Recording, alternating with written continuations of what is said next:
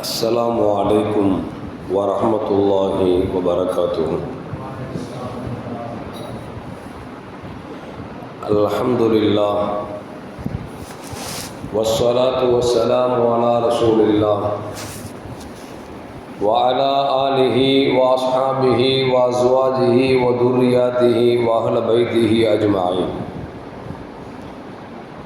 أما بعد فقد قال الله تعالى في القرآن العظيم وفي الفرقان المجيد: أعوذ بالله من الشيطان الرجيم، بسم الله الرحمن الرحيم. فصل لربك وانحر إن شانئك هو الأبتر. صدق الله العلي العظيم. قال نبينا محمد رسول الله صلى الله عليه وسلم: أقام بالمدينة 10 سنين يضحي، أو كما قال عليه الصلاة والسلام. رضينا بالله ربا وبالإسلام دينا وبمحمد صلى الله عليه وسلم نبيا ورسولا. يا سيدي يا رسول الله خذ بيدي قلت حيلتي أدركني يا شفيع المذنبين. اللهم صل وسلم على رسولك سيدنا ونبينا مولانا محمد وعلى آل سيدنا محمد وبارك وسلم عليه. எல்லாம் புகழும் புகழ்ச்சியும் உருவமற்ற ஏக இறைவனாம் அல்லாஹ் ஒருவனுக்கு உரித்தாக்கி அகிலத்தின் அருள்கொடையாக வந்துதைத்த நமது உயிரிலும் மேலான கண்மணி முஹம்மதுன் ரசூலுல்லாஹி ஸல்லல்லாஹு அலைஹி வஸல்லம் அவர்கள் மீது ஸலவாத்தும் சலாமும் கூறியவனாக என் உரையை துவங்குகிறேன். எல்லாம் வல்ல அல்லாஹு ஜல்ல ஜலாலுஹு எதை சொல்லவும் கேட்கும் வாய்ப்பளித்தானோ அதன்படி நடந்து நல்ல முஃமின்களாக வாழ்ந்து இந்த உலகத்தை விட்டு பிரிகிற பொழுது லா இலாஹ இல்லல்லாஹ் முஹம்மதுர் ரசூலுல்லாஹ் என்ற கலிமாவை மொழிந்து ஜன்னத்துல் ஃபிர்தௌஸை கண்ணால் கண்டு அகமகிழ்ந்து சிரித்த வண்ணமாக வர்ணிக்கக்கூடிய பெரும்பாக்கியம் பெற்ற மக்களில் அல்லாஹ் நம்மை ஆக்கிக் கொள்வானாக. மரணித்தும் மரணிக்காத இறைநேசர்களின் கூட்டத்தில் அல்லாஹ் நம்மை ஆக்கிக் கொள்வானாக. நாளை மறுமையில் மாணவி ஸல்லல்லாஹு அலைஹி வஸல்லம் அவர்களின் திருக்கரங்களால் ஹவுதுல் கௌசர் என்கிற தடாகத்தின் நீர் பருகி அன்னாரின் ஷஃபாத்தை பெற்று அன்னாரின் கரம் பிடித்து ஜன்னத்துல் ஃபிர்தௌஸ் என்ற உயர்ந்த சொர்க்கத்தில் அவர்களின் பணியாளர்களாக அல்லாஹ் நம்மை அங்கீகரித்துக் கொள்வானாக. எல்லாவற்றுக்கும் மேலாக இறை அன்பை பெற்று இறைவனை பார்த்து பரவசம் அடையக்கூடிய அவருடைய லிகாவையும் ரிதாவையும் பெற்ற மக்களாக அல்லாஹ் நம்மை ஆக்கிக் கொள்வானாக. அருமையான முஃமின்களே, ஹஜ்ஜு பெருநாளுடைய மாதம் பிறந்துவிட்டது. ஹஜ்ஜு பெருநாளை நாம் எல்லாம் எதிர்நோக்கி கொண்டிருக்கிறோம். அப்படி பார்க்கிற பொழுது ஹஜ்ஜு பெருநாளுடைய பிறை பிறந்து 2வது பிறையிலே நாம் எல்லாம் அமர்ந்திருக்கிறோம். அல்லாஹு ஜல்ல ஜலாலுஹு இந்த ஹஜ்ஜு பெருநாளில் செய்யக்கூடிய அமல்களில் ஆகச் சிறந்த அமலாக இருக்கக்கூடிய குர்பானி கொடுக்கக்கூடிய நல் தௌஃபீக்கினை அல்லாஹ் நம் அனைவர்களுக்கும் வழங்கி வருவானாக. கொடுக்கும் குர்பானி அல்லாஹு ஜல்ல ஜலாலுஹு அங்கீகரித்துக் கொள்வானாக. அருமையான முஃமின்களே, இந்த குர்பானி என்கிற இந்த வணக்கம் எப்பொழுது கடமையாக்கப்பட்டது என்று சொன்னால், ஹிஜ்ரி 2ஆம் ஆண்டு பெருமானார் ஸல்லல்லாஹு அலைஹி வஸல்லம் மக்காவிலிருந்து மதீனாவுக்கு வந்த பிறகு 2வது ஆண்டில் இந்த குர்பானி என்கிற அமலும் அதுபோன்று நோன்பு, ஜக்காத்து, சதக்கத்துல் ஃபித்ரு, 2 பெருநாள் தொழுகை, குர்பானி இதுவெல்லாம் ஹிஜ்ரி 2ஆம் ஆண்டு கடமையாக்கப்பட்டது என்பதை நாம் மனதில் ஆழ்த்தி கொள்ள வேண்டும். அப்படி பார்க்கிற பொழுது இந்த குர்பானி என்கிற வணக்கம் இந்த உம்மத்தே முஹம்மதியாவுக்கு மட்டும்தானா அல்லது எல்லோருக்குமா என்றால் இறைவன் அதற்கு விடை சொல்லுகிறான். வலிகுல்லி உம்மத்தின் ஜஅல்னா மன்சகன். எல்லா உம்மத்துகளுக்கும் அல்லாஹு ஜல்ல ஜலாலுஹு ஒரு இறைவனுக்காக தியாகம் செய்யக்கூடிய அந்த ஒரு நிகழ்வை வைத்திருந்தார். ஏனென்று சொன்னால் அதை நிறைவேற்றுவதன் மூலியமாக இறைவனை நினைவு கூற வேண்டும் என்பதற்காகவே அல்லாஹ் ஒவ்வொரு சமூகத்திலும் அல்லாஹ் குர்பானி என்கிற ஒரு செயலை வைத்திருந்தார் என்று அல்லாஹு ஜல்ல ஜலாலுஹு சொல்லிவிட்டு சொல்லுகிறான். அந்த குர்பானி என்கிற பொருள் எது என்று சொன்னால், மின் பஹீமத்தில் அன்ஆம் என்று சொல்லக்கூடிய கால்நடைகளிலிருந்து கொடுப்பதுதான் அது குர்பானி என்பதை அல்லாஹ் சொல்லுகிறான். அன்ஆம் என்று சொன்னால் ஆடு, மாடு, ஒட்டகம் இந்த மூன்றைத்தான் குறிக்கும். எனவே குர்பானி கொடுப்பதாக இருந்தால் ஆடு, மாடு, ஒட்டகத்தை தான் கொடுக்க முடியுமே தவிர என்கிட்ட காசு இருக்கு நான் மானை கொடுப்பேன்னு கொடுத்தாருன்னா குர்பானியாக ஆகாது. மானை கொடுத்தா நம்மளுக்கு உள்ளது போட்டுருவோம், அது வேற பிரச்சனை. எதுக்கு சொல்லுவாருன்னா காசு இருக்குங்கிறதுக்காக நாம மானையே கொடுப்பேன் என்று சொன்னாலும் அது குர்பானியாக அங்கீகரிக்கப்படாது. ஏன்னு சொன்னால் அன்ஆம் என்கிற வார்த்தைக்கு ஆடு, மாடு, ஒட்டகம் தான். நாமெல்லாம் அதிகமாக இன்னைக்கு குழந்தைங்க சாப்பிட்றது சிக்கன் அப்படின்னா குழந்தைங்களாம் நாளைக்கு போய் ஆகும், இல்லை லெக் பீஸ் ஆகும். அது சிக்கன் நினச்சக்கூடாது, கொடுக்கக்கூடாது. இப்போ இந்த அன்ஆம் என்கிற அந்த வார்த்தைக்கு ஆடு, மாடு, ஒட்டகத்தை தான் அல்லாஹு ஜல்ல ஜலாலுஹு நமக்கு சொல்லி காட்டுகிறான். சொல்லிவிட்டு சொல்லுகிறான், இலாஹுக்கும் இலாஹும் வாஹித், உங்களுக்கும் எல்லோருக்கும் அல்லாஹ் ஒருவன் தான் என்று சொல்லிவிட்டு ஃபலஹு அஸ்லிமு வ பஷ்ஷிரில் முஹ்பிதீன், அவனுக்கு நல்ல விதத்தில் அவன் எதை சொன்னானோ அதை செய்ய வேண்டும் என்பதை அல்லாஹ் ஜல்ல சொல்லிவிட்டு சொல்லுகிறான். யார் அல்லாஹ்வை அஞ்சுகிறார்களோ அவருக்கு சுப செய்தி இருக்கிறது என்று அல்லாஹ் ஜல்ல ஜலாலுஹு சொல்லி காட்டுகிறான். அப்படி பார்க்கிற பொழுது நாம் ஆடு, மாடு, ஒட்டகையை நாம் குர்பானி கொடுக்க வேண்டும் என்பதை இந்த ஆயத்தில் நமக்கு சொல்லி காட்டுகிறார். இந்த குர்பானி கொடுப்பதால் என்ன நோக்கம் என்பதை நாம் விளங்கிக் கொள்ள முடியும். யஹ்யாவுல் திக்ர் இப்ராஹிம் அலைஹிஸ்ஸலாம், இப்ராஹிம் அலைஹிஸ்ஸலாம் செய்த அந்த செயலை அந்த நாளில் நினைவு கூறுவதற்கு பெயர் தான் இந்த குர்பானி என்பது. அது என்ன? இப்ராஹிம் அலைஹிஸ்ஸலாம் செய்த செயல், 86 வயசு வரைக்கும் குழந்தை இல்லாமல் இறைவனிடத்தில் அழுது புலம்பி வணக்கங்கள் நிறைய புரிந்து ரப்பிடத்தில் மன்றாடி 86 வயசுல ஒரு குழந்தை இஸ்மாயில் என்கிற குழந்தை பெற்றெடுக்கிறார்கள். சாதாரணமாக இந்த கல்யாணம் முடிப்பாங்க, ஒரு 22 வயசு 23 வயசு கல்யாணம் முடிக்கிறான் வச்சுக்கங்களேன். 23 வயசு கல்யாணம் முடிஞ்ச பிறகு உடனே குழந்தை பார்க்குறான் பாருங்க, அவன் குழந்தைய போய் சீக்கிரம் வாங்கிடலாம், அது முத்தம் கொடுத்துடலாம், தந்துடுவாங்க. ஏன்னா அவங்களுக்கு வலி, வேதனை, கஷ்டம் தெரியாது. 23 வயசில் கல்யாணம் முடிச்சுட்டு ஒரு 38 வயசில் அல்லது 33 வயசில் புள்ள பெற்றான்னு வச்சுங்களேன், அவன்கிட்ட போய் குழந்தைய கேட்டு பாருங்க, தரமாட்டாங்க. ஏன்னா பல்லாண்டாக பல ஆண்டுகளாக கனவு கண்டு இறைவனிடத்தில் கேட்டு பெற்று கிடைத்த அந்த குழந்தையை சீக்கிரம் யார்ட்டு கொடுத்துட மாட்டாங்க. அது 86 வயசுங்கிறது குழந்தை பெற்கிற வயசாக யோசிச்சு பார்க்கணும். 86 வயசு குழந்தை பெற்றாலும் எவ்வளோ கேவலமாக பேசுவாங்கன்னு யோசிச்சு பார்க்கணும். ஒரு ஆள் 86 வயசில் எனக்கு குழந்தை பெற்று பெருமையாக வந்து ஸ்வீட் கொடுத்தாருன்னு வச்சுங்களேன், நம்ம நினச்சி மேலைங்களையும் பார்ப்போம், பெற்கிற வயசாக இது உனக்கு கேட்பமா இல்லையா? 86 வயசுல 86 வயசு வரைக்கும் குழந்தை இல்லாத இப்ராஹிம் அலைஹிஸ்ஸலாம் 86 வயசில் குழந்தை பெற்றெடுக்கிறார்கள். பெற்றெடுத்தால் பாசம் கொஞ்சம் அதிகமாகத்தான் இருக்கிறார். ரப்பு சோதித்து பார்த்தான், இப்ராஹிம் அலைஹிஸ்ஸலாம் படைத்தவனை மறந்து விட்டாரோ அல்லது பிள்ளையின் மீது கொஞ்சம் அதிகம் அன்பு செலுத்தி விட்டாரோ என்று சோதிப்பதற்காக அல்லாஹ் ஜல்ல ஜலாலுஹு இஸ்மாயில் அலைஹிஸ்ஸலாம் அவர்களுக்கு 7 வயதாக இருக்கிற பொழுது, 6 வயசு 7 வயசுங்கிறது தகப்பனும் பிள்ளையும் கட்டி தழுவி கொஞ்சி கொலாவி அது அந்த குழந்தையை மறக்க முடியாத ஒரு நேரம்.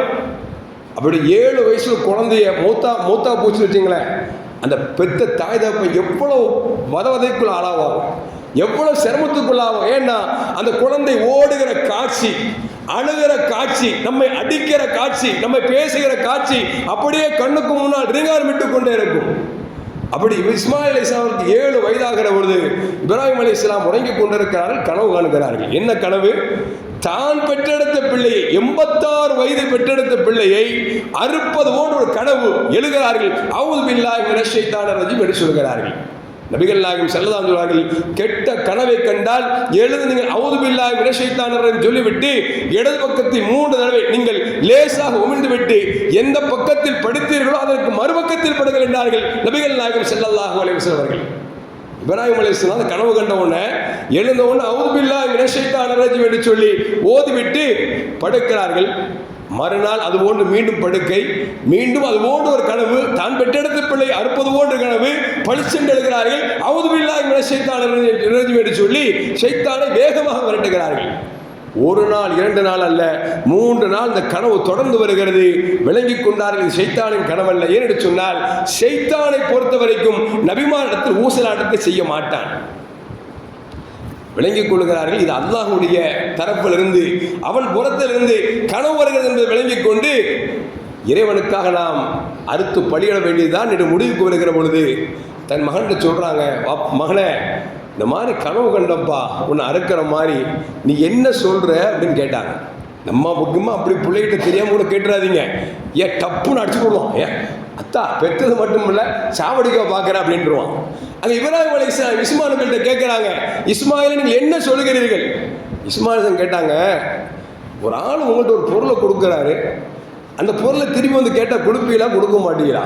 எத்தனை வயசுலங்க? 7 வயசில் குழந்தை தகப்பனை பார்த்து கேட்குது, உங்கள்கிட்ட ஒரு ஆள் அமானிதமாக பொருளை கொடுத்தாரு, கொடுத்தவர் மீண்டும் கேட்கிறார் என்று கொடுப்பீர்களா கொடுக்க மாட்டீர்களா என்று கேட்டார்கள். இப்ராஹிம் அலைஹிஸ்ஸலாம் நாங்கள் கொடுத்து தான் ஆகுங்க. அப்படின்னா எனக்கு கொடுத்தது உங்களுக்கு ரப்பு தானே கொடுத்தான், எடுத்துக்கங்க அப்படின்ட்டாங்க. இந்த வார்த்தை சாதாரணமான வார்த்தை அல்ல. சாதாரணமான வார்த்தையா? இந்த வார்த்தை ரப்பின் அரிசை தட்டியது. இப்ராஹிம் அலைஹிஸ்ஸலாம் கேட்டுவிட்டு மனசங்கடத்தோடு அறுப்பதற்கு கத்தியையும் குழந்தையும் எடுத்துக்கொண்டு செல்கிறார்கள், அழைத்துக் கொண்டு செல்கிறார்கள். தாய் கேட்கிறார், மகனை எங்கே அழைத்து செல்கிறீர்கள்? தாய் இடத்தில் பதில் சொல்லாமலே இப்ராஹிம் அலைஹிஸ்ஸலாம் அழைத்துக் கொண்டு செல்கிறார்கள். ஒரு மலை வருகிறது, மலைக்கு கீழே படுக்க போடுகிறார்கள். பிஸ்மில்லாஹ் அல்லாஹ் அக்பர் என்று சொல்லி கத்தியை நன்றாக தீட்டி அறுக்கிறார்கள். அல்லாஹ் உத்தரவிட்டான், கத்தியே நீ அறுக்கும் குணத்தை உனக்கு நான் கொடுத்தாலும் என் நாட்டம் எல்லாம் உன்னால் அறுக்க முடியாது, அறுக்காதே என்று அல்லாஹ் ஆணையிட்டான். அறுத்தார்கள், அழுத்தினார்கள். எந்த அளவுக்கு என்று சொன்னால் இந்த குழந்தை எப்படியாவது இறைவனுக்காக கொடுத்து விடும் என்று சொல்லி அழுத்தி பார்த்தார்கள். கத்தி அழுக்கவில்லை, அறுக்கவும் இல்லை. வேகத்தில் பக்கத்தில் இருக்கக்கூடிய மலையின் மீது அடித்தார்கள். மலை துண்டாக ஆனது என்று நமக்கு வரலாற்றில் பதிவு செய்யப்படுகிறது. கல் உடையுமா இல்லையா? இரும்பூச்சா அடிச்சா கல் உடையுமா இல்லையா? உடைஞ்சிருச்சு. அப்படி அறுக்கிற நேரத்தில் அல்லாஹ் ஜல்ல ஜலாலுஹு அதை பார்த்து விட்டு ஜிப்ரீல் சொன்னார், ஜிப்ரீலே இப்ராஹிம் என்னை மறக்கவில்லை, அவர் நான் எதை சொன்னாலும் தியாகம் செய்வதற்கு தயாராக இருக்கிறார், எனவே சொர்க்கத்தில் ஆட்டை கொண்டு போய் நீ அவருக்கு பகரமாக கூட என்று சொல்லி அல்லாஹ் ஆணையிட்டான். ஜிப்ரீல் அலைஹிஸ்ஸலாம் சட்டென்று ஆட்டோடு வந்தார்கள். இப்ராஹிம் அலைஹிஸ்ஸலாம் அவர்களே, இறைவன் சோதித்து பார்த்தான், சோதனை வெற்றி பெற்று விட்டீர்கள், இறைவன் அன்பை பெற்று விட்டீர்கள், எனவே உங்கள் அதற்கு பதிலாக ஆட்டை கொடுத்திருக்கான், இதை கொடுங்கள் என்று சொல்லி ஜிப்ரீல் அலைஹிஸ்ஸலாம் கொடுத்தார்கள். கருவில் சுமக்காத ஒரு உயிரினம் என்று சொன்னால் அது சிலவற்றை மார்க்கம் நமக்கு சொல்லித் தருகிறது. அதிலே ஒன்று இப்ராஹிம் அலைஹிஸ்ஸலாம் அவர்களுக்கு சொர்க்கத்திலிருந்து கொண்டு வரப்பட்ட ஆடு இருக்கிறதே, எந்த தாயும் கருவறையில் சுமந்து கொடுக்கப்படாத ஒரு உயிரினம் என்பதை வரலாறு நமக்கு சொல்லி காட்டுகிறது. இப்ராஹிம் அலைஹிஸ்ஸலாம் கத்தி எடுத்தார்கள், ஆட்டை அறுத்தார்கள். மனிதனை அறுக்க மாட்டேன் என்று சொன்ன அந்த கத்தி இப்போது ஆட்டை அறுக்கிறது, அறுத்து பலியிட்டு விட்டார்கள். இங்கே சொல்றாங்க, மார்க்கம் சொல்லுகிறது, இந்த குர்பான் என்பது எதற்கென்று சொன்னால் இப்ராஹிம் அலைஹிஸ்ஸலாம் எந்த தியாகத்தை செய்தார்களோ அந்த தியாகத்தை நினைவு கூறுவதற்காகத்தான் அல்லாஹ் உலகத்தில் வாழக்கூடிய எல்லா முஸ்லிம்களுக்கும் கடமையாக்கியார். இன்னத்துக்கு எல்லாத்துக்கும் கடமைங்கிறீங்க, திடீர்னு குண்டத்துக்கு போடுறீங்க. ஷாஃபி மதகப்பை பொறுத்த வரைக்கும் சுன்னத்து முஅக்கத் கொடுப்பது ஆகச் சிறந்தது. ஹனபி மதகப்பை பொறுத்த வரைக்கும் யாருக்கு வசதி இருக்கிறதோ அவர்கள் கொடுப்பது கட்டாயம் வாஜிப் என்று மார்க்கம் சொல்லி காட்டுகிறது. இரண்டிற்கும் ஹதீஸை காமிக்கிறார்கள்.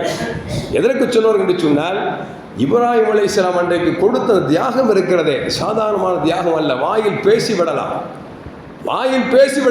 காதில் கேட்டுக்கொள்ளலாம், ஆனால் அந்த செயலை நம்மால் செய்ய முடியுமா என்று நினைத்து பார்த்தோம் என்று சொன்னால் ஒருபோதும் முடியாது. குழந்தைக்கு காய்ச்சல் வந்துருச்சு, 4 நாள் படுத்து நம்மளால் தாங்க முடியலையாங்க. குழந்தைக்கு என்ன ஆச்சோ ஏதாச்சோ பதைக்கிறோமா இல்லையா? எவ்வளவு காசு வேணாலும் செலவு பண்ண தயாராக இருக்குமா இல்லையா? எந்த அளவுக்குன்னா காசே இல்லாவிட்டால் என் கிட்னியை கூட வித்து தருகிறேன் என்று சொல்லக்கூடிய எத்தனை பெற்றோர்கள் இருக்கிறார்கள். அப்படி என்று சொன்னால் ஒரு குழந்தை 85 வருடத்துக்கு பிறகு பெற்றெடுத்த குழந்தையை அவர்கள் அறுக்கிறார்கள் என்று சொன்னால் இது வெறும் வார்த்தையில் பேசி முடிக்கக்கூடிய இது செயல் அல்ல. அதனால தான் அல்லாஹ் என்ன அப்படின்னா, கியாமத் நாள் வரைக்கும் வருகிற முஸ்லிம்கள் எல்லாம் இதை நினைவு கூற வேண்டும் என்று சொல்லி நமக்கு கடமையாக்கி இருக்கிறார் என்று சொன்னால், அருமையான மக்களே, அந்த குர்பானி எந்த அளவுக்கு சிறந்தது என்பதை நம்மால் விளங்க முடிகிறது. நபிகள் நாயகம் ஸல்லல்லாஹு அலைஹி சொன்னாங்க, குர்பானி கொடுங்க அப்படின்னாங்க. சஹாபாக்கள் கேட்டாங்க, மாஹாதிகள் அல்லாஹி ரசூலுல்லாஹ், குர்பானி கொடுப்பாங்கிறீங்களே, உதுஹியாங்கிறீங்களே, உதுஹியானா என்ன அப்படின்னு கேட்டாங்க சஹாபாக்கள். சுன்னத் அபீக்கும், பெருமானா சொல்றாங்க, இது உங்கள் இப்ராஹிம் அலைஹிஸ்ஸலாம், உங்கள் தந்தை இப்ராஹிம் அலைஹிஸ்ஸலாம் அவர்களின் வழிமுறை என்று பெருமானா ஸல்லல்லாஹு அலைஹி சொன்னார்கள். சஹாபாக்கள் கேட்குறாங்க, காலு ஃபமாலனா யா ரசூலுல்லாஹ், இப்ராஹிம் அலைஹிஸ்ஸலாமுடைய சுன்னத்து தான், செஞ்சால் நமக்கு என்ன கிடைக்கும், செஞ்சா நமக்கு என்ன கிடைக்கும், அதனால நமக்கு என்ன பயன் அப்படின்னு கேட்கிறாங்க. அப்பொழுது பெருமானா ஸல்லல்லாஹு சொன்னாங்க, பிகுல்லி ஷஅரத்தின் ஹஸனத்துன், நீ கொடுக்கக்கூடிய குர்பான் இருக்கிறது, ஆடாகவோ மாடாகவோ ஒட்டமாக இருந்தால் அதற்கு ரோமம் என்று இருக்கிறது அல்லவா, ஒவ்வொரு ரோமத்திற்கும் நன்மை உண்டு என்றார்கள் நபிகள் நாயகம் ஸல்லல்லாஹு அலைஹி வஸல்லம். அருமையான முஃமின்களே, சஹாபாக்கள் கேட்டார்கள், காலு ஃபஸூப், சூப்னு சொல்லுங்க, சூப்னா என்னன்னு கேட்கிற பொழுது நபிகள் நாயகம் ஸல்லல்லாஹு அலைஹி சொன்னாங்க, ஒவ்வொரு முடிக்கும், ஆட்டு மேல எத்தனை முடி இருக்குன்னு தெரியுமா இல்லையா? நம்ம சாதாரண தள்ளி எத்தனை முடி இருக்கு, சீப்பு சீவனாவே அப்பா நம்ம சொல்றோம் 10 முடி வந்துருச்சு, 50 முடி வந்துருச்சுமா, பார்த்த சின்ன மண்டை, இந்த மண்டைக்குள்ள எவ்வளவு முடி இருக்குது, ஆடுங்கும் போது எத்தனை ஆயிரம் எத்தனை லட்சங்கள் இருக்கும். ரசூலுல்லாஹ் சொல்றாங்க, ஒவ்வொரு முடிக்கும் நன்மை உண்டார்கள் நபிகள் நாயகம் ஸல்லல்லாஹு அலைஹி வஸல்லம். அப்படி என்று சொன்னால் அருமையான மக்களே, இப்ராஹிம் அலைஹிஸ்ஸலாம் செய்த தியாகத்தை நினைவு கூறுவது மட்டுமல்ல, அதை நாம் செய்கிற பொழுது நமக்கு நன்மை கிடைக்கும் என்றார்கள் நபிகள் நாயகம் ஸல்லல்லாஹு அலைஹி வஸல்லம் அவர்கள். அருமையான முஃமின்களே, இது ஷாஃபி மதஹ்புல சுன்னத்து முஅக்கதா. என்ன காரணம் அப்படின்னா, இப்னு அப்பாஸ் ரலியல்லாஹு அன்ஹு சொல்றாங்க, நபிகள் நாயகம் ஸல்லல்லாஹு அலைஹி வஸல்லம் அவர்கள் ஸலாசு குதிப அலா வஹுன்ன லக்கும் ததவ்வன் அல் வித்ரு வன் நஹரு வ கரகாதா அல் ஃபஜர். பெருமானார் ஸல்லல்லாஹு அலைஹி சொன்னாங்க, 3 விஷயம் எனக்கு அது வாஜிபு, ஆனால் உங்களுக்கு அது சுன்னத் என்றார்கள் நபிகள் நாயகம் ஸல்லல்லாஹு அலைஹி வஸல்லம். ஒன்று என்ன, வித்ர் தொழுகை. ஷாஃபி மதஹ்பை பொறுத்த வரைக்கும் வித்ர் தொழுகை என்பது சுன்னத்து. வன் நஹர், ஆடை அறுப்பது. வ ரகாத் அல் ஃபஜர், ஃபஜருக்கு முன்னால் 2 ரக்காத் தொழுகிறோம் பார்த்தீங்களா, அந்த ரக்காத் 2 ரக்காத்தும் எனக்கு ஃபர்து, உங்களுக்கு சுன்னத் என்றார்கள் நபிகள் நாயகம் ஸல்லல்லாஹு அலைஹி வஸல்லம். இந்த ஹதீஸை எடுத்துக்கொண்டு இமாம் ஷாஃபி ரஹ்மத்துல்லாஹி சொல்றாங்க, ஷாஃபி மதஹ்புக்கு ஆடு அறுக்கிறது அப்படிங்கிறது சுன்னத்து முஅக்கதா, வலியுறுத்தப்பட்ட சுன்னத்து. சுன்னத்து தானே விட்டுறக்கூடாது, அதனால வலியுறுத்தப்பட்ட சுன்னத்து. சுன்னத்து முஅக்கதாவும் வாஜிபும் ஏறக்கூடிய 2 ஒன்றுதான். ஆனால் என்ன, வாஜிபை விட்டால் பாவம் கிடைக்கும், ஆனால் சுன்னத்தை விட்டால் பாவம் கிடைக்காது. ஆனால் சுன்னத்து முஅக்கதா அழுத்தி சொல்றாங்க. சுன்னத்து முஅக்கதாங்கள நாம கஞ்சத்தனத்தை பண்ணிட்டு சுன்னத்து முஅக்கதா என்ன அப்படி விட்டுறக்கூடாது. ஏன்னா இது வருடத்திற்கு ஒரு தடவை கிடைக்கக்கூடிய அமல் என்பதால் வசதி இருந்தால் கட்டாயம் செய்ய வேண்டும். ஹனஃபி இமாம் அபூ ஹனீஃபா ரஹ்மத்துல்லாஹி சொல்றாங்க அப்படின்னா, நபிகள் நாயகம் ஸல்லல்லாஹு அலைஹி சொன்னாங்க, மன் கான லஹு ஸஅத்தன் வலம் யுலாஹி, யாருக்கு அல்லாஹ் குர்பானி கொடுக்கக்கூடிய வசதி இருந்தும் குர்பானி கொடுக்கவில்லையோ, ஃபலா யக்ரிபன்ன முஸல்லானா, நாம தொழுறதுக்கு தொழு வராதீங்கட்டாங்க. இங்க நாம தொழுறதுக்கு தொழு வராதீங்கட்டாங்க. இப்போ குர்பானி கொடுக்கல தொழுக வராதீங்க அப்படின்னா இது கட்டாய கடமையா இல்லையா? இந்த ஹதீஸை வைத்து அபூ ஹனீஃபா சொல்றாங்க, குர்பானி கொடுப்பது ஹனஃபி மதஹ்பை பொறுத்த வரைக்கும் வசதி இருந்தால் கொடுத்தே ஆக வேண்டும் என்று சொல்லி இமாம் அபூ ஹனீஃபா ரஹ்மத்துல்லாஹி சொல்றாங்க. ஆக மொத்தம் 2 இமாம்களும் பெருமானார் ஸல்லல்லாஹு அலைஹி சொன்ன ஹதீஸை கொண்டு ஆதாரம் பிடித்துக் கொள்கிறார்கள். எது எப்படி இருக்கிறதோ வசதி இருப்பவர் கொடுப்பதுதான் சால சிறந்தது என்பதை நாம் விளங்கிக் கொள்ள வேண்டும்.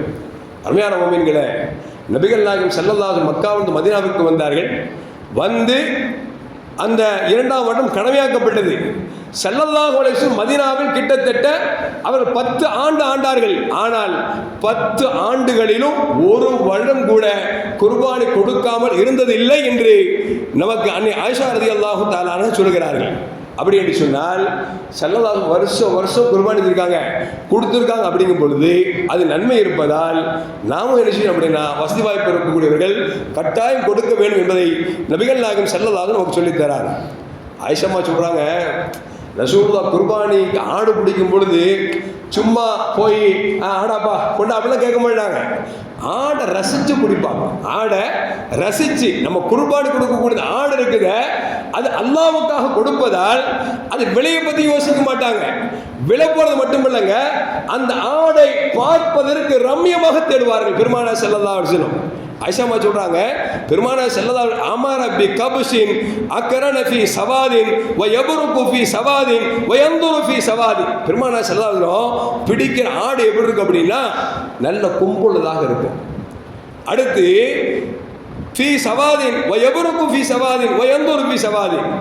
பார்க்கக்கூடிய அந்த கண்ணு ஓரம் இருக்கு பார்த்தீங்களா, கண்ணுக்குள்ள கருப்பாக தான் இருக்கும், கண்ணு ஓரம் அங்கே கருப்பாக இருக்கும், வயிற்று பகுதி கருப்பாக இருக்கும். இப்படி வெண்மையில் கருப்பு கலர்ந்த பார்த்தால் அழகாக இருக்கக்கூடிய ஒரு ஆடை பெருமானார் ஸல்லல்லாஹு அப்படி தேர்ந்தெடுப்பார்கள் என்று ஆயிஷாமா சொல்றாங்க. சொல்லிட்டு சொல்றாங்க, ஆடு அறுக்கும் பொழுது ஆயிஷாமா ஆடு கத்தியை நல்லா தீட்டி எடுத்துட்டு வா அப்படிம்பாங்க.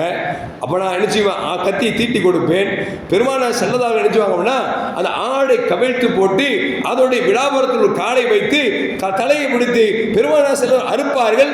அறுக்கிற ஒரு பிஸ்மில்லாஹி அல்லாஹு அக்பர் என்று சொல்லி அறுத்து விட்டு சொல்வார்கள், அல்லாஹும்ம தகப்பல் மின் முஹம்மதின் வ ஆலி முஹம்மதின் வ மின் உம்மதி முஹம்மதின் ஸல்லல்லாஹு அலைஹி வஸல்லம். யா அல்லாஹ், இது முஹம்மது ரசூலுல்லாஹ்காவும் அவங்களுடைய குடும்பத்திற்கும் உம்மத்தே முஹம்மது ரசூலுல்லாஹ் பெருமானார் ஸல்லல்லாஹு அலைஹி ஈமான் கொண்டார்களே கியாமத் நாள் வரைக்கும் அத்தனை பேருக்கும் சேர்ந்து நான் குர்பான் கொடுக்கிறேன் என்று பெருமானார் ஸல்லல்லாஹு அலைஹி சொல்லி துஆ செய்து விட்டு தான் அறுப்பார்கள் என்று ஆயிஷா ரலியல்லாஹு தஆலா சொல்றாங்க. இப்போ நம்ம கேட்போம், என்ன ஹஜ்ரத், ஒரு ஆடு ஒரு ஆளுக்கு தானே, நீங்கள் என்ன ரசூலுல்லாஹ்வுக்கு அவங்க குடும்பத்துக்கு கியாமத் நாள் வர வரைக்கும் உம்மத்துமார்களுக்கு கொடுத்து சொல்லிட்டீங்களே, அப்போ நாங்களாம் கொடுக்க வேணாமா அப்படி யோசிக்காதீங்க.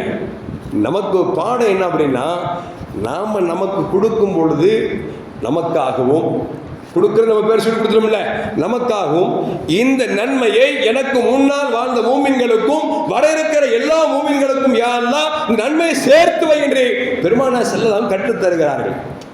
ஆடு ஒரு ஆளுக்கு ஒரு ஆடு தான் கொடுக்கணும். ஆனால் நன்மை சேர்க்கிறது உலகத்தில் யாருக்கு வேணா சேர்க்கலாம். உங்க பேரை சொல்லி அறுக்கிறீங்க, அறுப்பது அல்லாஹ்வுக்காக உங்கள் பேரை சொல்லி அறுக்கிறீங்க. இந்த நன்மையை உலகத்தில் வாழக்கூடிய எல்லா முஸ்லிம்களுக்கும் நன்மை சேர்த்து வைக்க முடியும் என்கிற செய்தியை பெருமானார் ஸல்லல்லாஹு சொல்லி தருகிறார்கள். அது மட்டுமல்ல, அருமையான மோமின்களை, ரசூலுல்லாஹ் சில கட்டத்தில் ஒரு ஆடு கொடுத்திருக்கிறாங்க, பல கட்டத்தில் ஸல்லல்லாஹு 2 ஆடை கொடுத்திருக்கிறார்கள். அப்படி ஆடு எப்படி இருக்கு அப்படின்னா பிக்கப்ஷைனி சமீனைனி அலீமைனி அம்லஹைனி. ஹதீஸை பாருங்க எவ்வளவு தெளிவா வரும். நல்ல கொழுத்த ஜவானாக இருக்கக்கூடிய நல்ல கம்பீரமாக இருக்கக்கூடிய ஆடை பெருமானார் ஸல்லல்லாஹு இன்னும் சொல்ல போனால் இந்த ஆடு காயடிக்கப்பட்ட ஆடாக பெருமானார் ஸல்லல்லாஹு கொடுப்பாங்க. ஏன்னா காயடிக்கப்பட்ட ஆடு இருக்குத, அந்த ஆடோட வளர்ச்சியும் அதனுடைய முதிர்ச்சியும் ரொம்ப அழகாக இருக்கும், கறியும் சுவையாக இருக்கும். அதனால ஸல்லல்லாஹு காயடிக்கப்பட்ட ஆட்டை பெருமானார் ஸல்லல்லாஹு கொடுப்பார்கள். கொடுக்கிற போது அதில் பிஸ்மில்லாஹி அல்லாஹ் அக்பர் சொல்லி அறுப்பாங்க. அறுத்துட்டு சொல்லுவாங்க, ஒன்று எனக்கு, இன்னொன்று உம்மத்தே முஹம்மது ஸல்லல்லாஹு எல்லா உம்மத்து மக்களுக்கும் என்று பெருமானார் ஸல்லல்லாஹு சொல்லி அறுப்பார்கள் என்று ஹதீஸும் வருகிறது. இப்போ இதிலிருந்து என்ன விளங்குது அப்படின்னா, ஒரு ஆடு தான் ஒரு ஆளுக்கு கடமையாக இருந்தாலும் அவருக்கு வசதி இருந்துச்சு அப்படின்னா 10 ஆடு கொடுக்கலாம், 15 ஆடு கொடுக்கலாம், உங்களுக்கேவே கொடுக்கலாம், இல்லை அத்தாமா மோத்தா போன அவங்களுக்கும் கொடுக்கலாம், இல்லை நமக்கு முன்னால் ரொம்ப ஃப்ரெண்ட்ஸாக இருந்தாங்க, சொந்த மொத்தமாக இருந்தாங்க, ஆக மொத்தம் மூமினாக இருக்கணும், மூமினாக இருந்தால் அவருக்கும் சேர்த்து கொடுக்கலாம் அப்படிங்கிறத இந்த செய்தியை பெருமானார் ஸல்லல்லாஹு நமக்கு சொல்லித் தராங்க. அருமையான மூமின்களே, அப்படி பார்க்கிற பொழுது ஆடு மாடு ஒட்டகத்தை தான் குர்பான் கொடுக்கணும். ஆடாக இருந்தால் 1 வயசு பூர்த்தியாக இருக்க வேண்டும், மாடாக இருந்தால் 2 வயது பூர்த்தியாக இருக்க வேண்டும், ஒட்டகமாக இருந்தால் 5 வயது பூர்த்தியாக இருக்க வேண்டும். ஆடு இருக்குது, செம்பரி ஆடு பார்த்துங்களேன், அது 1 வயசை நிரம்பி ஆடு போன்று இருக்கிறது, ஆனால் 6 மாதம் தான் ஆயிருக்கு. 1 வயசு ஆன மாதிரி கொஞ்சம் பார்க்கறது கம்பீரமா இருக்கு, ஆனா 6 மாசம் தான் இருக்கு. அப்படின்னா செம்பரி ஆடாக இருந்தால் 6 மாதத்தை எட்டிய அந்த ஆட்டை கொடுக்கலாம் அப்படிங்கிறதையும் நமக்கு இமாம்கள் நமக்கு சொல்லித் தராங்க. அதே நேரத்தில் ஆடு ஒரு ஆளுக்கு தான் கொடுக்க முடியும். எனக்கு சில ஆள் கேட்டார், ஹஜ்ரத் இந்த வருஷம் நாங்கள் குர்பானி கொடுத்தோம், மாஷா அல்லா, எங்கள் அண்ணன் 2000 ரூபா போட்டார், நான் 2000 ரூபா போட்டேன், எங்கள் அக்கா 2000 ரூபா போட்டாங்க, எங்கள் சின்னம்மா அதை பார்த்து நானும் 2000 ரூபா போடுறேன் அப்படின்னாங்க. இப்படி நாங்கள் 7 பேர் சேர்ந்து ஒரு ஆடு குர்பானி கொடுத்தோம் அப்படின்னாங்க. நான் சொன்னேன், அந்த ஆடு குர்பானி கொடுக்கல, பெரியம்மாவுக்கும் அண்ணனுக்கும் தம்பிக்கும் எல்லாத்தையும் சேர்ந்து கறி வாங்கி ஆடை வாங்கி வெட்டி பங்கு வச்சுக்கிட்டீங்க, அவ்வளோதான், குர்பான் நன்மை கிடைக்காது. ஆடு அப்படிங்கிறது ஒரு நபருக்குத்தான் கொடுக்க முடியும். நன்மை யாருக்கு வேணா சேர்க்கலாம், நல்லா விளங்கிக்கணும். ஆடு ஒரு ஆளுக்கு தான் கொடுக்க முடியும், நன்மை யாருக்கு வேணா சேர்க்கலாம். ஆனால் ஒரு ஆட்டில் 7 பேரை சேர்த்து சொல்லணும்னு சொன்னா ஒரு ஆளுக்கு மேல ஒரு ஆள் எக்ஸ்ட்ரா போனாவே அது ஆடு கூடாது. ஆட்டுக்கு ஒரு நபருக்கு ஒரு ஆடு, மாடாக இருந்தால் ஒட்டகமாக இருந்தால் 7 பேர் ஷேர் செய்து கொண்டு நாம் கொடுக்கலாம். ஆனால் இன்னைக்கு பார்த்தீங்கன்னா இந்த ஹஜ் உம்ரா சர்வீஸ் மாதிரி இன்னைக்கு குர்பான் சர்வீஸ் ஜாஸ்தியாக போச்சு. அவங்க வாட்ஸ்அப்பில் மாடுக்கா 4500 3500, சில இடத்துல பார்த்து வெறும் 1500. எவ்வளோங்க? மாடு 7 ஷேர் போட்டால் 1500 கொடுத்தா நாங்கள் ஷேர் தர்றோம் அப்படிங்கிறான். எப்படி வாங்க முடியும் யோசிச்சு பார்க்கணும். மாடு பார்த்தீங்கன்னா விலையில் மார்க்கெட்டில் 30,000 ரூபாய்க்கு நல்ல மாடு வாங்க முடியல. 30,000 ரூபாய்க்கு வாங்கி உங்கள்கிட்ட 1500 கணக்கு போட்ட எவ்வளோ ஆச்சுங்க? ஒரு 10,000 ரூபாய்க்குள்ள ஆகுது, அப்படி தானே? அந்த 10,000க்கு வாங்கிட்டு எப்படி கொடுக்க முடியும்? இப்போ நிறைய ஃப்ராடுகள் நடக்குது நிறையா. அதுக்கு என்ன காரணம்னா நம்ம தான் காரணம், வேற யாரும் காரணம் கிடையாது. சொல்லுவாங்கல்ல, இன்னும் சொல்ல போனால் ஏமாற்றம் இருக்கிற வரை ஏமாத்திரம் இருப்பான்னு சொன்னாங்கல்ல, அந்த கதையில் இந்த ஏமாற்று பெரு என்ன ஆனது காரணம் தெரியுமாங்க? நாம என்ன செய்வோம்? ஒரு இடத்துல 4,500, இதை விட கம்மி எங்க? 4,000, இதை விட கம்மி எங்க? 3,000, இதை விட கம்மி, இப்படியே தேடுறது உட்காந்துட்டு. அது நெட்டு வந்துருச்சா அப்படி தட்டுனா எல்லாம் வந்துடுது. ஆடை இருக்கிறாருனாலே மனுஷனா இருக்காது எல்லாமே வந்துடுது. எவன் அடுக்கிறான்னு சொல்லி எல்லாத்தையும் போட்டுறானா நம்ம கடைசி பார்க்கறது. அந்த 4,000 கேட்ட ரொம்ப அதிகங்க. இவர் 3,500 போட்டார், இது கொஞ்சம் பரவாயில்லைங்க. 2,500 ரூபா, இது நியாயங்க. 1,000 ரூபா, இதுதாங்க சரி அப்படின்னு நம்ம 1,000 ரூபா கொடுத்துட்டு நம்ம தட்டி கழிக்கலாம்னா ஏமாத்திரம் எப்படி இருக்காம இருப்பான். அதனால் நம்ம 7 பேர் சேர்ந்து குர்பான் கொடுக்கணும் அப்படின்னா அது முடிஞ்ச வரைக்கும் நம்ம 7 பேர் சேர்ந்து நம்ம வீட்டிலையோ எங்கோ ஒரு புது இடத்துல உட்கார்ந்து அதை 7 பேர் பார்த்து அற்புதம் சொன்னது தவிர இன்னைக்கு காசு கூட வராதுங்க பாய், அப்படி கூகுள் மேப்பில் அனுப்பி வச்சிடறேன் பாய், அப்படி அனுப்பிச்சு உட்காந்துடுறாரு. சொல்லும் போது சொல்லிட்டு கறி வேண்டாங்க எனக்கு, எங்கள் வீட்டில் யாரும் திங்க மாட்டா, அன்னைக்கு கொடுத்தாலும் வாங்க மாட்டாங்க, கொடுத்தா எனக்கு கேட்பாங்க இது ஆட்டுக்கறியா மாட்டுக்கறியான்னு கேட்குறாங்க, மாட்டுக்கறின்னு வேணாங்கிறாங்க. எனக்கு ரொம்ப சங்கடமாக இருக்கு. அதனால எவ்வளோ 1,500 தான் கூட்டு குருபானி, அதான் காசு அனுப்பிடுறேன், கறி இங்கே வச்சுருக்கேன். அவன் எடுத்து மாப்பிள்ள பரவாயில்லையே நல்ல மனுஷனாக இருக்கானே, 1,500 கொடுத்து போட்டு கறி வேணான்ட்டானே அப்படியே நினச்சிவான். 7 பேர் இல்லை 70 பேர் சேர்ப்போம் ஒரு மாட்டுக்கு. எதுக்கு சொல்ல வர்றேன் அப்படின்னா ஏமாறுறவன் இருக்கிற வரைக்கும் ஏமாற்றம் இருக்கத்தான் செய்வான். அப்ப நாம உட்கார்ந்து சொகுசா உட்கார்ந்துட்டு கூகுள் பே அனுப்பி காசு அனுப்பி உட்கார்ந்து அப்படின்னா அவன் ஏமாற்ற மாட்டான். நல்லா விளங்கிக்கணும். இந்த குர்பான் என்பது இறைவனுக்காக செய்யப்படக்கூடிய ஒரு மிகப்பெரிய வணக்கம். இந்த வணக்கத்தை நாம் நின்று நாம் அதை ரசித்து அது இப்ராஹிம் அலைஹிஸ்ஸலாமுடைய அந்த செயல்பாடை நினைத்து பார்த்து கொடுப்பதற்கு பேர் தான் குர்பான் அப்படிங்கிறது விளங்கிக் கொள்ள வேண்டும். அருமையான முஃமின்களே, அப்படி பார்க்கிற பொழுது ரசூலுல்லாஹி ஸல்லல்லாஹு அலைஹி அவர்கள் ஆடா இருந்தா எத்தனை பேர், மாடா இருந்தா எத்தனை பேர், ஒட்டகமா இருந்தா எத்தனை பேர் அப்படிங்கிற நமக்கு தெளிவாக சொல்லி கொடுத்துட்டாங்க. இன்னும் சொல்ல போனா நபிகள் நாயகம் ஸல்லல்லாஹு அலைஹி சொல்றாங்க, அந்த பெருநாள் தினத்தன்று இப்போ நம்ம பார்க்கப்பட்டுச்சு. பெருநாள் எப்போ அப்படின்னா வருகிற சனிக்கிழமை பெருநாள், அப்படி தானே? இந்த சனிக்கிழமை இல்லை, அதுக்கு அடுத்த சனிக்கிழமை. நாளைக்கு பெருநாள் நினச்சிடாதீங்க. வருகிற இந்த சனிக்கிழமை போய் அடுத்த சனிக்கிழமை பெருநாள். அந்த பெருநாளைக்கு முந்தைய நாள் இருக்கிறதே அது அரஃபாவுடைய தினம். இப்போ அன்னைக்கு நோன்பு வைக்கிற சுன்னத்துனாங்க ரசூலுல்லாஹி ஸல்லல்லாஹு அலைஹி வஸல்லம். சரி, நோன்பு வைக்கிற சுன்னத்து நாங்கள் என்ன நன்மை நமக்கு? நம்ம பொதுவாக எப்பவுமே எதிர்பார்த்து கொடுப்போம். நம்ம தர்மம் கொடுக்கும் போதே ஒரு ரூபா கொடுக்கலாம். அந்த ரசூல் நினைச்சாங்க ஒன்றை கொடுத்தா எல்லாம் 10 தருவான் அப்படி நினைச்சா 1 ரூபா கொடுப்போம். ஏன்னா நம்மளாம் ஃபக்கீர்கள், நம்மளாம் ஏழை பாடைங்க, நம்ம எதிர்பார்த்து கொடுப்போம், தப்பும் இல்லை, அது வேற பிரச்சனை. இப்போ நம்ம நோன்பு பிடிக்கிறோம், நன்மை என்ன வேணும்ல? ரசூலுல்லாஹ் சொல்றாங்க, அந்த ஒரு நோன்பை பிடித்தால், அரஃபாவுடைய ஒரு நோன்பை பிடித்தால் கடந்த ஒரு வருடத்தின் பாவமும் வரக்கூடிய ஒரு வருடத்தின் பாவங்களும் அல்லாஹ் மன்னிக்கிறான் நான் எண்ணுகிறேன் என்று பெருமானார் ஸல்லல்லாஹு அலைஹி சொல்றாங்க. அப்ப எத்தனை வருஷங்க? ஒரு நோம்பு பிடிச்சா 2 வருஷத்துடைய பாவங்கள் மன்னிக்கப்படுதுன்னு சொல்லி ரசூலுல்லாஹி ஸல்லல்லாஹு அலைஹி சொல்றாங்க. அந்த அடிப்படையில் பார்க்கிற பொழுது வருகிற வேலைக்கிழமை எழுந்து நம்ம சகர் வச்சோம்னா வெள்ளிக்கிழமை நோம்பு.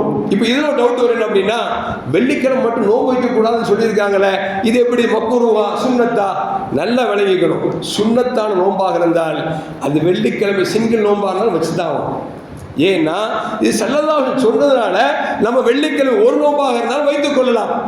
நாம ஒரு நாட்டை நாடி நோம்பு வைக்கணும்னு வச்சுங்களேன், அந்த ஒரு நோன்பை வெள்ளிக்கிழமை வைக்கக்கூடாது. ஏன்னா அது வெள்ளிக்கிழமை என்பது மூமின்களுக்கு பெருநாள் என்று பெருமானார் ஸல்லல்லாஹு அலைஹி வஸல்லம் சொன்னதுனால நாம ஏதாவது நோக்கத்தை நினைச்சு நோன்பு வைக்கிறாருந்தா வெள்ளிக்கிழமை மட்டும் வைக்கக்கூடாது. வேலைன்னு வெள்ளி வைக்கலாம், வெள்ளியும் சனி வைக்கலாம், வழங்குங்களா.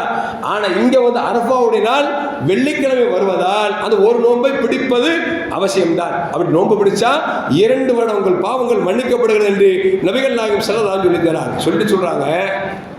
அந்த பெருநாள் அன்று செய்யக்கூடிய அமல்களில் ஆக ஏற்றமான இறைவனுக்கு பிடித்தமான ஒரு அமல் என்று சொன்னால் நாம் கொடுக்கக்கூடிய குர்பானி என்றார்கள் நபிகள் நாயகம் ஸல்லல்லாஹு அலைஹி வஸல்லம்.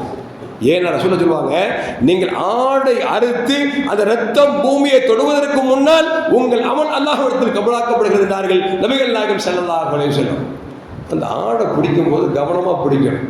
ஆனால் இன்னைக்கு கவனமா போயிட்டு இன்னைக்கு கௌரவமா ஆகிப்போச்சு. ஆடு பிடிக்கிறது கௌரவம். என்னன்னா உங்க ஆடு எவ்வளோங்க?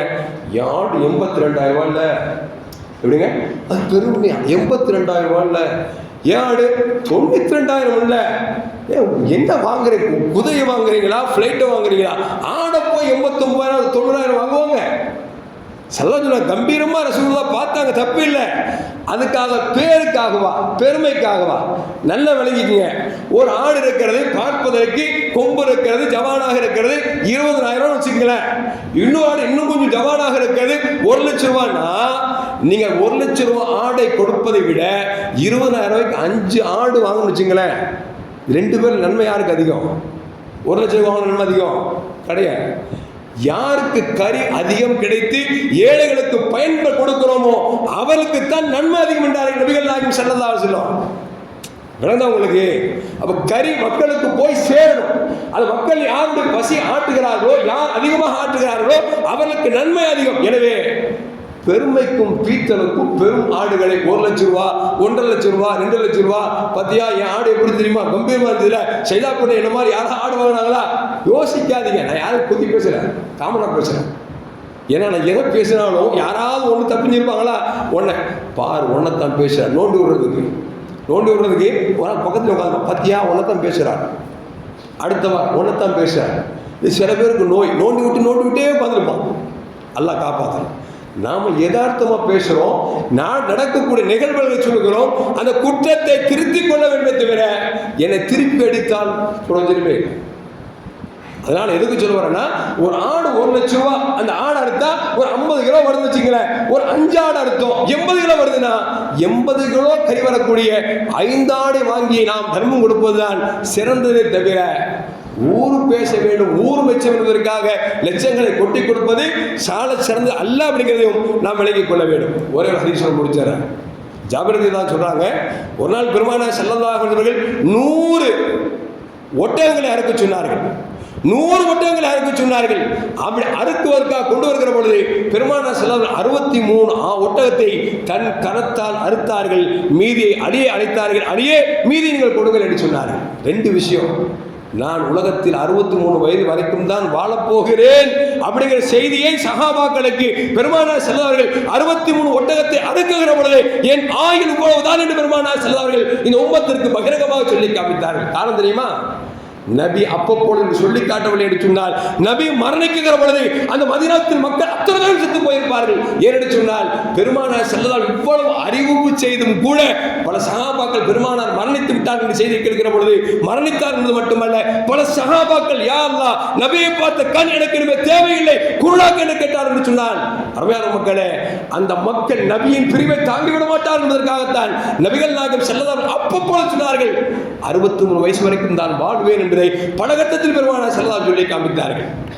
சொன்னது மட்டுமல்ல, அருமையான மூமின்களே, அந்த 100 ஒட்டகத்தையும் பெருமானார் ஸல்லல்லாஹு அலைஹி வஸல்லம் அறுத்து தனக்கும் தன் குடும்பத்திற்கும் உலக மக்களுக்கெல்லாம் பெருமானார் ஸல்லல்லாஹு அலைஹி வஸல்லம் நன்மை சேர்த்து வைத்திருக்கிறார் என்றால் இந்த காரியத்தை நாம் செய்ய வேண்டும். இன்னும் சொல்ல போனால் செய்தனா அலியும் கர்ரமல்லாஹு வஜஹா எப்போதும் 2 ஆடை கொடுப்பார்கள். சஹாபாக்கள் கேட்பார்கள், அலியே ஒரு மனிதனுக்கு ஒரு ஆடு தானே கடமை, நீங்கள் ஏன் 2 கொடுக்கிறீர்கள்? சொன்னார்கள், கண்மணி முஹம்மது ரசூலுல்லாஹ் சொன்னாங்க, மரணிக்கிற பொழுது சொன்னார்கள், அலியே குர்பானி கொடுத்தால் ஒன்று உங்களுக்கு கொடுங்கள், இன்னொன்று எனக்கு சேர்த்து கொடுங்கள் என்று சொன்னார்கள். எனவே நபிக்கு சேர்த்து நான் கொடுக்கிறேன் என்று சொன்னார்கள். இதிலிருந்து என்ன தெரியுது அப்படின்னா, மொத்தா போனவங்களுக்கும் குர்பானி கொடுத்தா போவோம். அது சில பேர் பார்த்தீங்கன்னா மோத்தா அத்தா மோத்தா போய் 30 நாள் இருக்கும், அஜி பண்ண வந்துருமா, மோத்து வீட்டில் ட்ரெஸ் எடுக்கிறது இல்லை, பிரியாணி சாப்பிட்றது இல்லை, ஆடை இருக்கிறது. ஏன்னா அப்படின்னா 40 நாள் கூட ஆகலைங்க. இன்னும் சில பேர் வருஷக்கணக்கில் அப்படி தூக்கமா சினிமாவுக்கு போவார், பீச்சுக்கு போவார், எல்லாம் செய்வார். ஆனால் ஆடை இருக்கும்போது அத்தா மொத்தா போய் 1 வருஷம் கூட அவளை குர்பானை கொடுக்கக்கூடாது. யாரு சொன்னா? மார்க்கம் சொல்லுச்சா? மார்க்கம் சொல்லுது மௌத்தா போன அத்தாவுக்கு சேர்த்தாரியாங்குது. சேர்த்தாரு, நன்மையை சேருங்குது. சொத்து சேர்த்து வச்சு போனார்ல, வீடு கொடுத்தாருல, கடை வச்சு போனார்ல, அந்த அத்தாவுக்கு சேர்த்து கொடுக்குது மார்க்கம். நாம என்ன செய்யணும்னா அத்தா பேரை சொல்லி 1 வருஷம் அவள தனக்கும் கொடுக்கறது இல்லை, அத்தாவுக்கும் கொடுக்கறது இல்லை. இது மார்க்கத்தில் இல்லாத செயல். எனவே அரங்கர் மக்களே, மௌத்தா போன வீட்டிலையும் குர்பானி கொடுக்கிறது கடமை இருந்தால் கட்டாய கடமை என்பதை நம்மால் விளங்க முடிகிறது. இப்படி பார்க்கிற பொழுது நபிகள் நாயகம் ஸல்லல்லாஹு அலைஹி வஸல்லம் ஆடு எப்படி இருக்க வேண்டும், அந்த ஆட்டை கொடுத்தால் நமக்கு என்ன நன்மை என்பதை எல்லாம் பெருமானார் அவர்கள் தெளிவாக நமக்கு சொல்லிவிட்டார்கள். எனவே நாம் கொடுக்கக்கூடிய அந்த குர்பானி என்பது அல்லாஹ்வுக்காக செய்யக்கூடியது. வாங்குகிற பொழுது நான் ரப்பு எனக்கு கொடுத்திருக்கிறான், நான் ரப்புக்காக வாங்குகிறேன் என்கிற எண்ணம் மட்டும்தான் இருக்க வேண்டும். தவிர இந்த ஆட்டை கொண்டு போனா செய்தா போட்டியே பார்ப்போம், இந்த ஆட்டை கொண்டு போனா எல்லாரும் கேட்பாங்க, இந்த எண்ணம் இருந்தால் பிரயோஜனமே இல்லாமல். அதனால முடிந்த வரைக்கும் இது அல்லாஹ்வுக்காக செய்யக்கூடிய வணக்கம். நாம் செய்யக்கூடிய வாங்குகிற நேரம் முதல் கொடுக்குகிற நேரம் வரைக்கும் ரப்பு எனக்கு கொடுத்தான், ரப்புக்காக கொடுக்கிறேன் என்கிற ஒரு எண்ணத்தை தவிர வேறு எந்த எண்ணம் இருக்கக்கூடாது. எல்லாம் அல்லாஹ் ஜல்ல நாம் கொடுக்கக்கூடிய குர்பானியை எந்த விதமான சலனம் இன்றியும் பெருமை இன்றியும் இறைவனுக்காக செய்யப்பட்ட நல்வணக்கங்களை நம் வணக்கங்களை அல்லாஹ் ஆக்கிக் கொள்வானாக. அஸ்ஸலாமு அலைக்கும் வரஹ்மத்துல்லாஹி வபரகாத்துஹு.